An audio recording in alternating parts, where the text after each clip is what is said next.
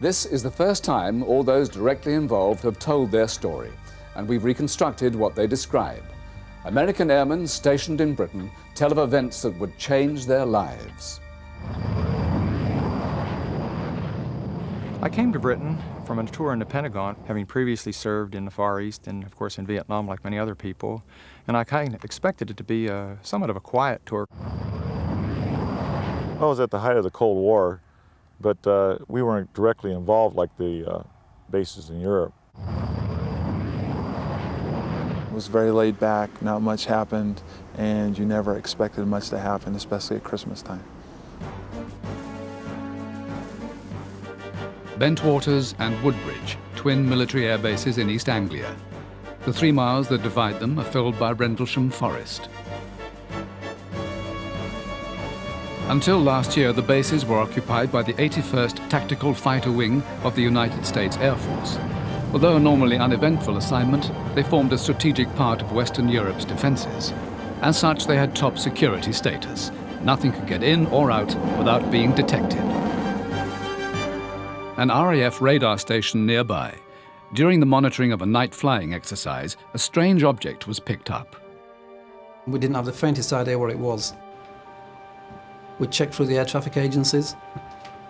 There should have been nothing in that area at the time.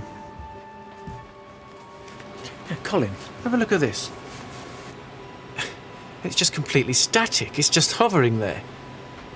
The only thing we could do was send a jet aircraft in to find out what it was. Bravo 60, Bravo 60, we have unidentified traffic in your area. Your new target is 270 degrees, range 10 miles, indicating 5,000 feet, over.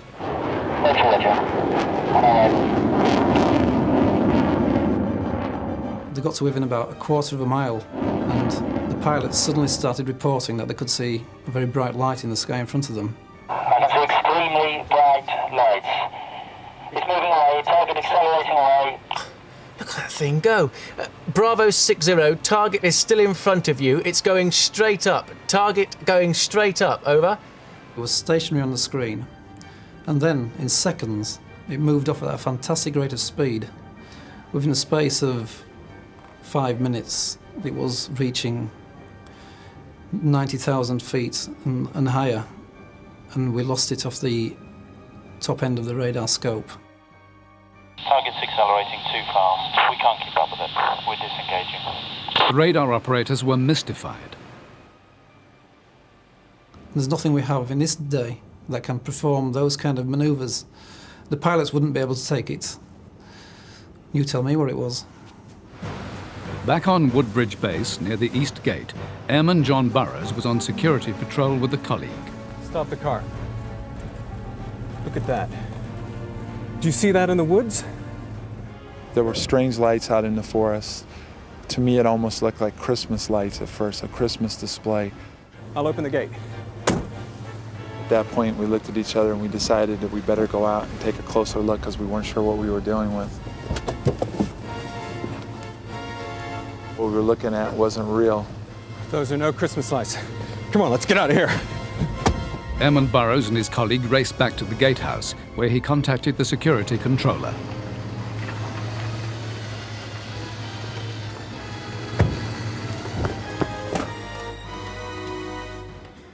Hi, this is Burrows here. I'm out at the East Gate.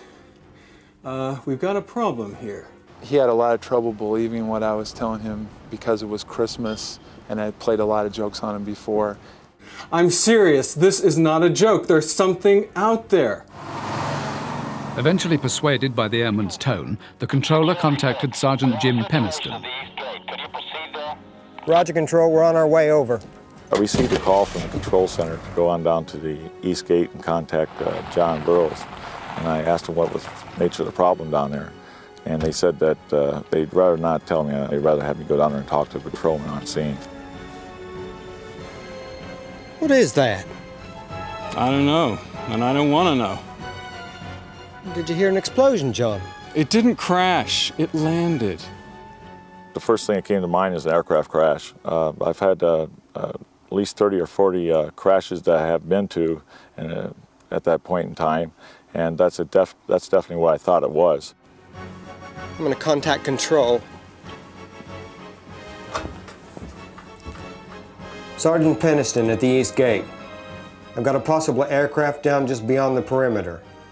They notified me that they were tracking an unidentified bogey about 15 minutes ago, and they confirmed it with contact with Eastern Radar and Heathrow in London. And at the approximate location, about 5 miles off base, when they lost contact with it. Well, they registered it. They don't know what it is either. So a plane or what? It was Christmas time, and there was no scheduled flying for that night. I'd heard rumors that it possibly could have been a British exercise with ships and planes out at sea. Whatever it was, Sergeant Peniston knew they had to go and find out. I got permission to proceed off base to investigate.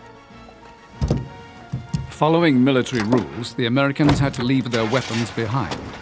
One part of me wanted to go ahead and go out there and figure out what we were dealing with, and the other part of me was saying, no, you don't need to go out there, just go ahead, stay back at the gate where it's safe and you don't have to worry about what's going on.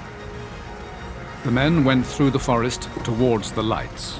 This is as far as we go. It's out on foot now.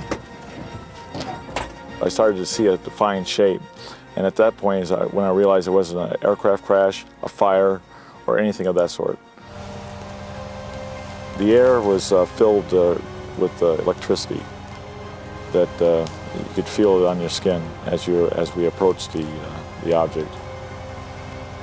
You felt like you were moving in slow motion. Your hair on the back of your head was standing up. You felt like you had very little control over your body. Then they saw it. I wish I had my weapon because I felt totally defenseless. It was about the size of a tank. It was triangular in shape. Underneath the craft was a high-intensity white light emanating out of it, and it was bordered by red and blue lighting, alternating. When nothing happened, the men, deciding the object wasn't hostile, got up to take a closer look. On the upper left side of the craft was an inscription that measured 6 inches high of symbols.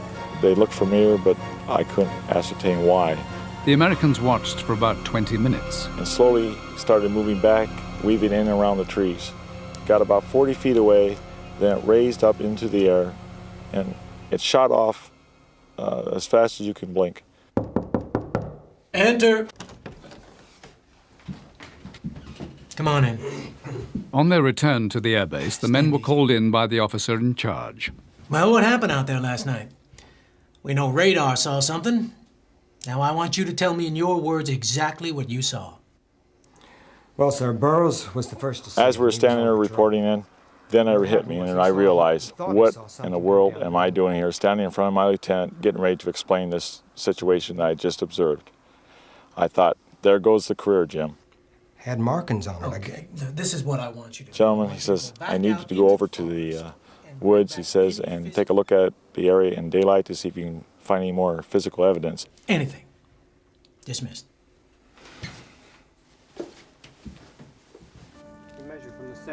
We found branches on the ground. We found indentations in the ground. The local Suffolk police went out too. An officer found the indentations but reported they'd been caused by animals burrowing. I asked him why, and he says because he's not going to put anything other than that in his report. We found that just totally absurd. The ground was frozen, and it was just impossible for that to happen. Then the airmen remembered that the object they'd seen was triangular. They measured the distance between the indentations and discovered that they formed a perfect triangle. The activities soon came to the attention of the Deputy Base Commander, Lieutenant Colonel Charles Halt. I was sure something had happened. There was obviously something. I certainly wasn't convinced it was a UFO, but I didn't know what it was. There was only one way to find out. Huge portable floodlights, known as light-alls, were rigged in the forest, ready for anything which might appear the next night. But as darkness fell, the light-alls began to malfunction. Lieutenant Colonel Halt was interrupted at a Christmas dinner. The duty flight lieutenant came in, and he was quite shaken and insisted upon speaking myself and the base commander about a matter of utmost urgency. He said, "It's back." And I said, "What's back?" And he said, "The UFO is back." I assembled a small team of experts, and we set off in the forest really to debunk it.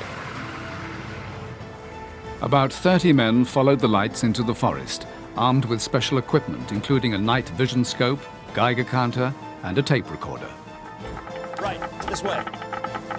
I'm certainly glad we made the tape, because if we hadn't made the tape, even I would have trouble believing what happened that night. But would anyone else believe them? After the break, the actual tape of what the American airmen claim they met in Rendlesham Forest.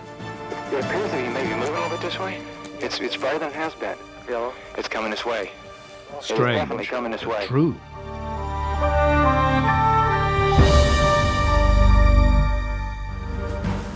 The early hours of the morning in Rendlesham Forest, Suffolk. Right, this way. Deputy Commander Lieutenant Colonel Charles Halt and 30 men of the United States Air Force are out to debunk claims of a UFO landing. Really time to put this thing to bed. I knew there was something there had to be something there, but I also was firmly convinced there was a logical explanation for what was going on. Portable floodlights, known as light-alls, positioned in the forest, mysteriously refused to work. It's very unusual to have a problem with a light-all. That night, the light-alls wouldn't work, even when they swapped out and got other ones from the base.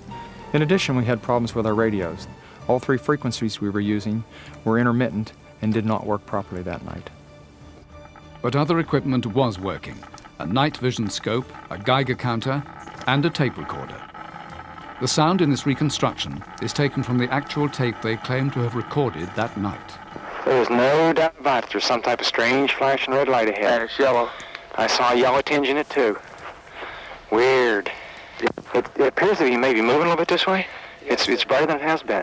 Yellow. It's coming this way. It is definitely coming this way. It pulsated as though it were an eye winking at you. And around the edges, it appeared to have molten metal dripping off it, just like falling to the ground. But I didn't see any evidence of anything on the ground. I just couldn't believe what I was seeing. None of us could. Here I am, a senior official that routinely denies this sort of thing and diligently works to debunk them, and I'm involved in the middle of something that I can't explain. The Geiger counter was measuring levels 25 times normal background radiation. Just jumped up to 7/10 there. 7/10 right there in the center? Uh-huh. We're getting very positive readings. You're getting readings on the tree you're taking samples from? Or clicks max. That's the strongest point on the tree? Yes, sir. The night vision scope showed strange readings too. We're picking up heat reflection off the trees. Right, Bob, and Looking directly overhead, one can see an opening in the trees plus some freshly broken pine branches on the ground underneath. Looks like someone came off about 15 to 20 feet up. The men stayed in pursuit through the woods for 6 hours. The object suddenly exploded, a silent explosion, and broke into 3 to 5 white objects and rapidly disappeared. A mile away, Airman John Burroughs was with the broken-down light-alls. All of a sudden, out of the distance, a blue light streaked past us. Passing the light-alls, they came on. It passed through the open window on the truck, going off into the distance, and the light-alls went out. As we moved out of the forest, we noticed 3 objects in the sky. The objects in the sky were moving about, sharp, angular movements, very high speed. It's as if it's looking for something. I kept getting on the radio and calling the command post. Thunder, this is Stopper. Call radar and ask them what they've got 30 degrees above the horizon and 10 miles out. I wanted to know if they were finding anything on the radar scope. One of the objects in the sky was sending down beams of light, beams of energy. I'm not sure what they were. But at the same time, I could hear on the radio voices talking about the beams coming down on the base. Then a beam shone straight at them. At this stage, my skepticism had definitely disappeared. I was really in awe. Almost as rapidly as it appeared, it went. An extraordinary story. But what could be behind it? Some of what the airmen saw can be explained, astronomers say, by a rare coincidence of events in the sky that night.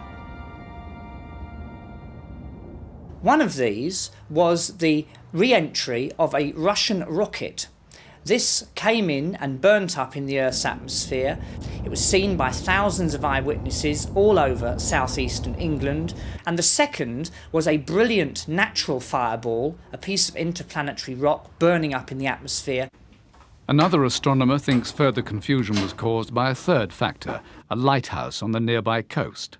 Although it's 6 miles away, it only looks as though it's a few hundred yards away in between the trees. And as the airmen moved around, the lighthouse beam too would have appeared to move in between the trees and retreated in front of them as they moved forward, which is exactly the way they described it. That theory was backed up when the tape was played against the flashing of the lighthouse. Right on this position here, straight ahead in between the tree. There it is again. Watch, straight ahead off my flashlight there, sir. There it is. Yeah, I see it too. The two matched. But the Americans were well aware of the lighthouse and say that wasn't what they saw. A lighthouse doesn't move through the forest. The lighthouse doesn't go up and down, it doesn't explode, doesn't change shape, size, doesn't send down beams of light from the sky. The Rendlesham Forest encounters became the talk of the airbase. Lieutenant Colonel Halt knew he had to act. I really didn't know quite how to handle it. I reported it to my superior, and I was quite concerned, to be honest with you, what his reaction would be. But he was very supportive. He was told to write a memo to the British Ministry of Defence. Including the undersigned. I sent a memo, but I never heard. I kept checking and asking, but I never got a response. Please. But other airmen say secret investigations were taking place. After the incident happened, there seemed to be some strange activity going on in the base. I'm really not sure what it was, but it wasn't normal activity. At that time, we noticed that there was many unscheduled flights coming in. They told me that I was supposed to keep it quiet and not to take the issue any farther. According to a former U.S. military intelligence officer, the flights were ordered by his colleagues. There was a total blackout of any information leaving the base. Even the senior officials on the base were not told about these flights coming in and leaving. These flights contained teams of specialists. They were to gather specific data in their fields of expertise.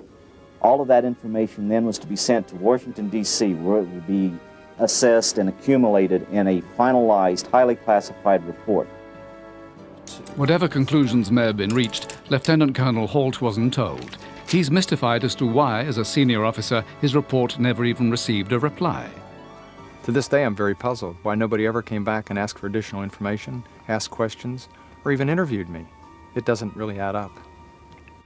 But news of the sightings began to leak out. Local investigators began to take matters into their own hands. We asked the local people if they'd heard anything and seen anything, and most of the local people said that they'd seen the lights over the forest. A few days later, though, they seemed less forthcoming. They'd all been told to keep quiet, and two of the local people who lived near the airbase told us originally what they'd seen from their bedroom window, and then when we went back they'd got MOD property private keep out, and they'd got barriers around the house. The local investigators managed to get a copy from the US government of the Deputy Commander's memo. In Britain, it prompted a question in Parliament. I have seen the memorandum to which my honourable friend refers. I am ready to give information about any such reported sightings that are found to be a matter of concern from a defence standpoint, but there have been none to date. The case intrigued Lord Hill Norton, a former Chief of Staff at the Ministry of Defence. One can't help feeling that something is being concealed. Either the Americans, and indeed the Deputy Base Commander, were hallucinating, or they believed that something had landed there and they had taken photographs and records of it. And in either event, it must be of interest to the defence of the United Kingdom. Sergeant Jim Penniston is not only convinced by what he saw then, a cover-up could explain what he says happened after he left the US Air Force. As time went by, a year or two, I had noticed that my mail was being tampered with, opened and resealed. And we also got to the one point where we found a listening device within my home. Soon after the stories surrounding the Suffolk air bases surfaced, a large swathe of Rendlesham Forest was cut down, locals believed because of the radiation left behind. When we asked why the trees were cleared so quickly, we were told because of the traces that were left on them. And we tried to find out who'd taken the trees away. No, we were told that they were just taken. The air bases have gone too. With the end of the Cold War, the Americans left. But the mystery won't go away. The ministry have doggedly denied that anything untoward occurred there, and I simply don't believe it. Therefore, somebody, I don't know who it is sitting on information which by now should be public. If a secret report is in Washington, what could it contain? The former intelligence officer claims he knows. That finalized report concluded that real objects were seen, that these objects were a result of a highly evolved, advanced technology. The technology was so advanced that we cannot to this day replicate it. That there was an intelligence involved, and that intelligence did not originate on Earth. And according to the radar operator who first saw an object, it's far from being the only UFO incident. These things are being picked up by radar operators throughout the whole world, not just in Britain. And we're not told what they are, and we're not expected to ask questions about what they are. The Ministry of Defence admits they have more than 8,000 cases of UFOs on file. As for Lieutenant Colonel Charles Halt, although he never heard any more about his UFO report, it didn't, as he'd feared, damage his career. Soon afterwards, he was promoted from deputy commander to commander of the airbase. Rather strange, you might think, if he'd been suspected of not telling the truth. We're going undercover now, but see you again soon. Good night.